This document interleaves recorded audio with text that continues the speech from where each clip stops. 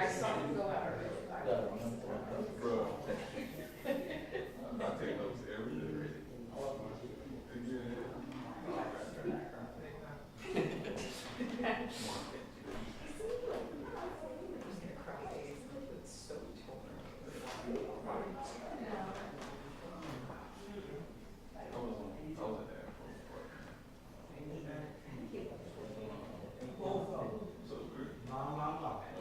I know I saw him going down the hallway.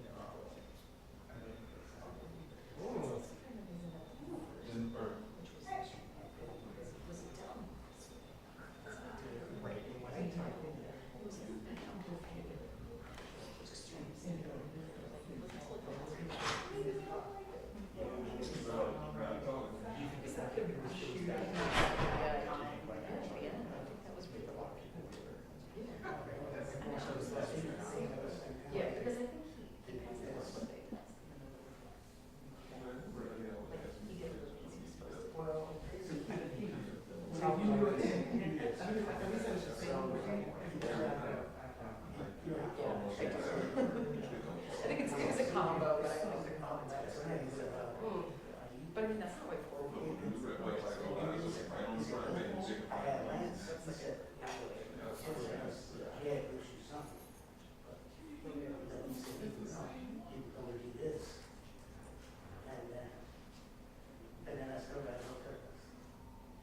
We're going to get started in about 2 minutes, everyone.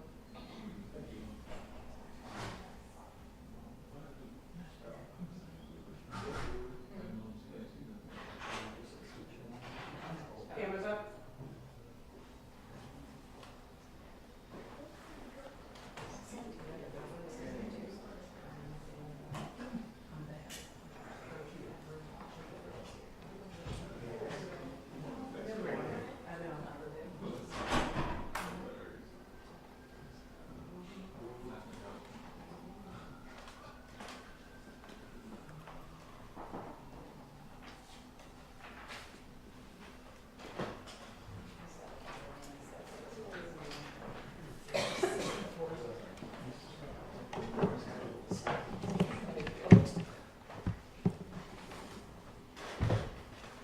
All right, good morning, everyone. Thank you for joining us and for being here today. As you all know, last night we had a very, very difficult and tragic and traumatic situation at Morgan State University. Our heart aches for the entire Morgan community, especially those directly impacted and their families, and we're wishing for all a speedy recovery. It's yet another example, and now the extremely long line of campus and school shootings that have taken place across this country and communities and cities alike, rural and urban. The horrific act of violence is a sickening a reminder for all of us of how commonplace these incidents have become. And we must end the epidemic of gun violence in our communities once and for all, but that cannot be done alone at the local level. In Baltimore, we have taken thousands of legal guns off the street and continue implementing a comprehensive public health-based approach to dealing with violence in our reduction strategy, holding those who pull the trigger accountable, those who traffic guns accountable, holding manufacturers accountable, but we cannot continue to ignore the elephant in the room, and that is that we must address the nationwide proliferation of guns in the hands of people in our communities that should not have them, and that this is a national issue that has to be addressed at the national level. We need partnership from every single level of government in order for us all to see the disease of gun violence meet its end. We're going to continue to do our part in improving public safety and holding people accountable and building public health approaches and everything within power of local government to impact this longstanding public health challenge. We are mobilizing the resources that we have at our disposal to offer support and embrace the entire Morgan community, particularly the students and the staff who are reeling from the trauma of having this happen right on their campus. From MONSE stabilization teams to our partners in the White House, particularly the new Office of Gun Violence Prevention that spoke directly with myself and President Wilson this morning, and community groups. We are receiving an outpouring of support for these students, their families, and the Morgan community, and we're making those connections this morning. With that being said, I also want to highlight very quickly, before we get to your questions, some of the items that were approved at the BOE today. We are continuing our historic investments into the Department of Recreation and Parks with the $11.3 million for the construction of the Parkview Rec Center and Park Complex in the heart of West Baltimore, right on Fulton Avenue. This new 16,000 gross square feet facility will include a gymnasium, fitness area, multi-purpose room, a new park that will contain a playground area and an outdoor paved plaza, new walking paths, a skateboarding loop and pavilion, and also a water feature for a neighborhood that has not had this level of recreation in it in my lifetime.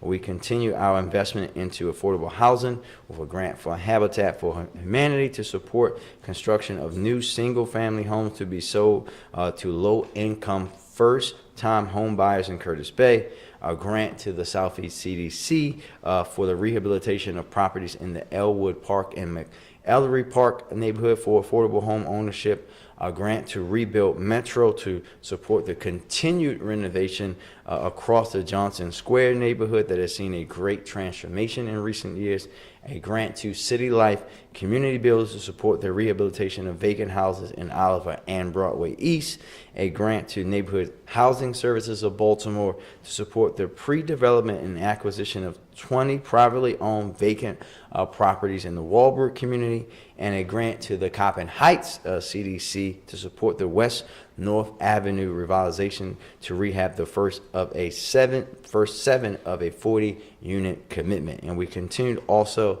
our investment into public health and public safety with a grant to Behavioral Health Systems Baltimore to provide mental health consultation services and investments into our City Watch camera platform. And with that, we'll take questions. All right, as always, we're going to make sure that everybody can get a question in and then circle back if there's time. Going to start with the son.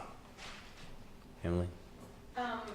Earlier this week, obviously, we had a confirmation hearing for the police commissioner, but there were some warnings from some council members that they thought perhaps the response to the Billingsley situation, they called the commissioner's response intolerable, and said this was the reason that we're under the consent decree.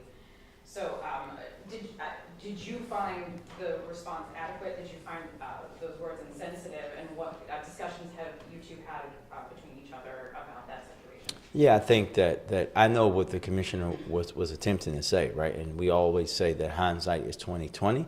I know that the women and men in BPD, in particular in this case, the Warrant Apprehension Task Force, which of course includes working with our U.S. Marshal and our federal partners, our regional partners, they do the work of tracking down the most wanted criminals and individuals each and every day. They do that work. The decision was made initially to not put that information out. We now have talked with the commissioner about making sure that when it's from significant incidents, like something like a rape and arson, that will be bumped up to his level. But we're always going to make sure that we are pushing things out to make sure that we bring these individuals in, and we'll be making sure to have that focus continuously as we move forward. Question for the commissioner on the Morgan State shooting last night. Just looking for an update on the investigation, and do we know how many shooters there were at this point? We know, what we do know is we had 5 victims. 4 of them were Morgan students. 1 was not. 1 has already been released from the hospital. The young people, I can tell you, that went through this trauma were extremely cooperative. They helped us every way that we could, especially when we had to clear their buildings and come into their dorm rooms. That went as smoothly as we could. We know that there was at least more than one person with a weapon. The problem is the ballistics has to tell us how many guns there were that were shot. We know that there was, it looks like it was probably a dispute between two smaller groups, and then one individual was a target of two individuals who had weapons. We don't believe that individual was hit. We believe the 5 victims who were struck were unintended targets, and we do know a third person pulled a weapon, but we don't know how many of those were fired because mainly all the ballistics was relatively the same, and we have to do a deeper dive with our ATF partners. So just to be clear, you know that there were multiple weapons on scene, but don't know how many were active? Yes. WBA, Two-part question. Part one for the commissioner. So on at Thursday's news conference, you said that, quote, we had to protect those 2 victims. That's why the name and photo was not released. Now it sounds like, the mayor told my colleague this morning that going forward you will be notified early so that you can make the ultimate decision. Does that then mean that you were not alerted, and why weren't you alerted? Yes, I was not alerted about the flyer and the wanted poster, and that's not uncommon because what happens is our detectives and our supervisors, there's several levels that has to go through, and they make a decision, a conscious decision after looking at the public safety factor and looking at multiple things as to whether we want to release the flyer and have the individual disappear or go on another crime spree. But we were tracking him actively with the U.S. Marshals from day one. And I do want to address the very first question because this has been bothering me for a week, is the fact that the comments that I made were victim blaming, and I tell you I misspoke. The last thing I ever want to do is blame a victim. No victim is ever at fault for a crime committed against them, especially this individual. This individual committed a heinous act, and I apologize to the victims everywhere if I offended them, because that's exactly the opposite of what I want to do. I wish we would have caught the individual that day. I wish we would have caught him the next day or any day, and unfortunately we didn't until he committed another heinous act. Second part, are you now a resident of Baltimore City, and now that you've been confirmed, are you willing to make that public, that declaration of intent from June 9th? I've always been willing to make the declaration of intent. As a matter of fact, when I became the deputy, my wife and I started looking at houses, but as you all know, the interest rates escalated to 7%, and then we held off. But we actually been tracking houses. We had 2 that we were looking at up until last week, and they both sold. So we go backwards. But I'm smart enough to know that decision is going to be made for my wife. But we will be living in the city. I love the city. I grew up here. I've been here most of my life. And like I said, the only reason I moved to Annapolis is my wife said she wasn't moving in with my son and my mother and me. McKinney? This is a question for the mayor. You said it last night and you said it again today that this is a national problem when it comes to this gun violence that we continue to see, and you're calling on Congress to address the problem. Congress, we just saw, can hardly pass a budget. They just ousted their speaker yesterday. It's chaos in Capitol Hill. Why do you believe that these members in Washington, D.C. can address this problem when they're struggling to do the basic functions of government? Because it's their job, Mackenzie. The same way that the residents of Baltimore City want me to make sure that the police department is actually out there arresting these individuals, we have to have them, right? When you think about what President Biden has done, more things through executive order to the extent of power that he can to help us deal with guns and gun violence across cities around the country, standing up a office of gun violence prevention when Congress would not pass a bill to codify that into law. It's their responsibility. But more importantly, Mackenzie, you hear from these individuals each and every time, right? Our congressional delegation is great. They're ready and willing and can't wait for the day they get to actually vote on meaningful gun reform and things to deal with public safety for the entire nation. But there are members of Congress who every single solitary time one of these incidents happen, they say, not one more. We got to do something. We have to do this. We have to do that. We have to put the pressure on them. And that, I think, also includes not just folks like myself and mayors around the country who descend on Washington, who is as a chair of Mayors Against Illegal Guns, who we consistently pressure Congress and try to get them to act. But we also need that vigor from our residents and, quite frankly, the media as well. That same vigor that we have for our local officials, police commissioners, mayors, state's attorneys, we need to turn that on these individuals as well, because if it were any other kind of issue, like I said last night, when you think about the regulations that we have on many things in this country, right? I can go to the pharmacy or the grocery store and try to buy some Mucinex from behind and have to show my ID behind the counter.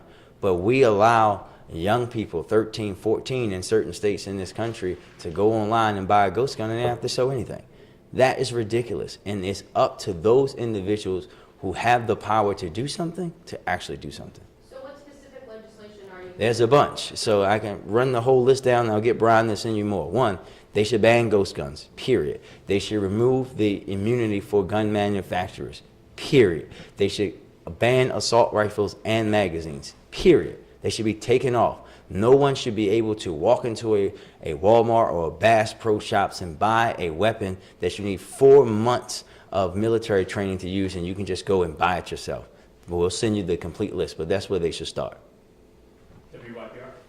Yeah, back to the Morgan State investigation.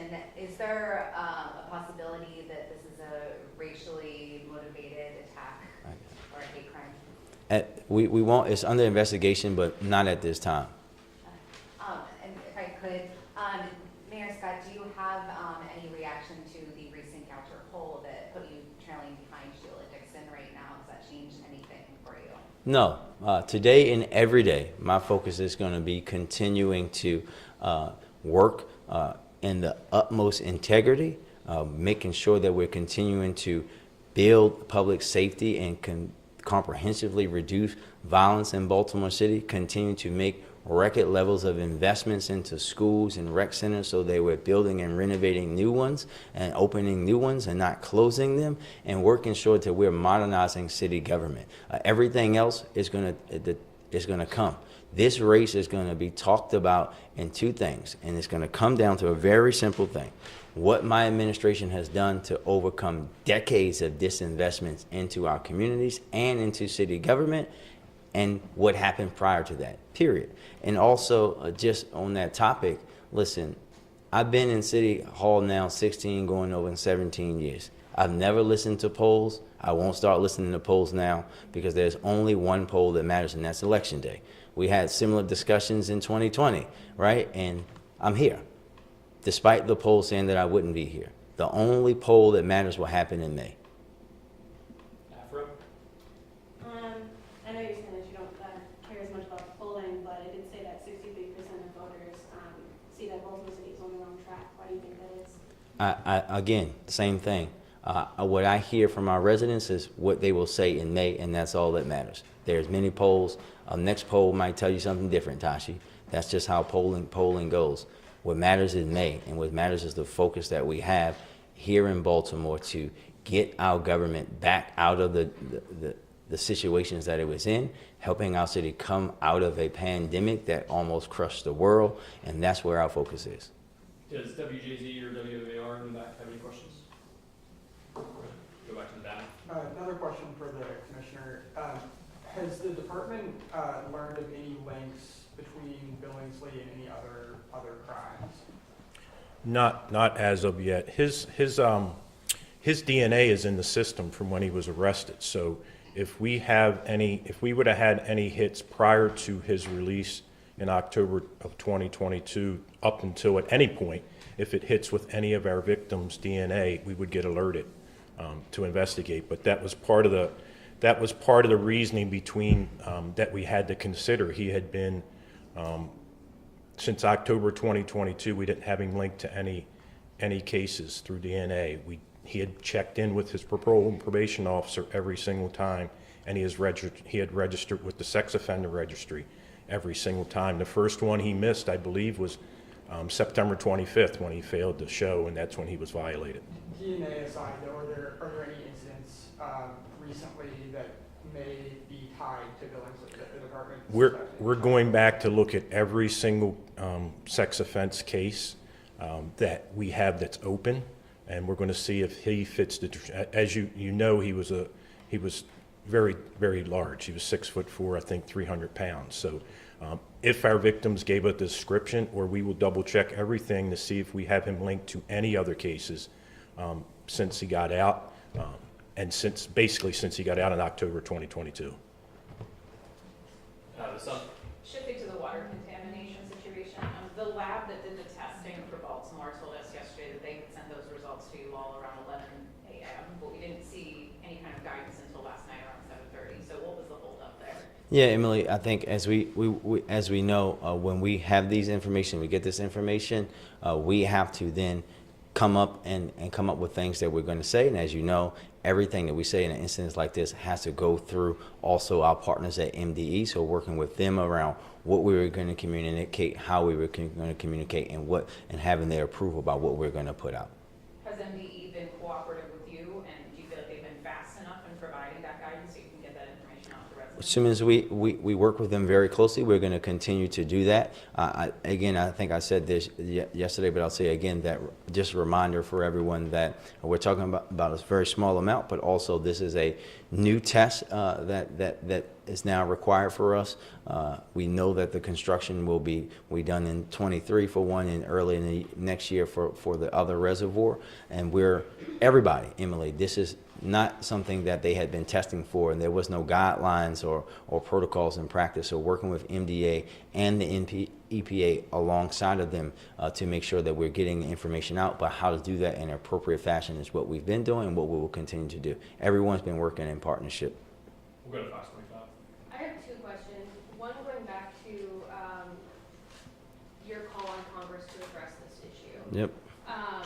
While that is being figured out, and then leaders have been calling on Congress to address this for several years, why can't you and other state leaders push for legislation at the state level to ensure there are tougher penalties for people who shoot and kill other people? I think that when you look at Maryland's laws around guns and gun violence, we have some of the best in the country, Mackenzie. I think that you very well know that there are laws that I myself have been pushing to change around home monitoring. We've been talking recently around folks who like Billingsley, who got credits that he shouldn't have been able to get, right? We're going to continue to push that. We're going to do that each and every day. Every year we go to Annapolis and try to get public safety laws changed. But again, when you think about it, even in the reality that despite Maryland's laws, right, we recover more of these illegal guns that come from other states than in Maryland.